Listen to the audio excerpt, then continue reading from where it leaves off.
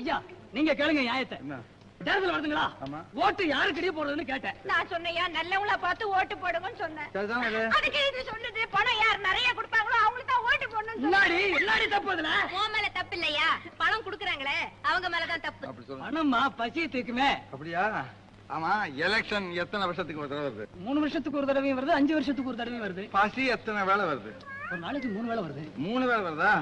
ஆமா, அந்த ஓட்டுக்கு எவ்வளவு பணம் கொடுப்பாங்க? 5 கொடுப்பாங்க, 10 கூட கொடுப்பாங்க. 10 ரூபாய் கொடுக்காம வச்சுக்க, எத்தனை வேலை சாப்பாட்டுக்கு அது உதவும்? ஒரு நாள் 2 நாளைக்கு ஆகுங்க. அப்புறம் வருஷம் பூரா என்ன பண்ண போறேன்?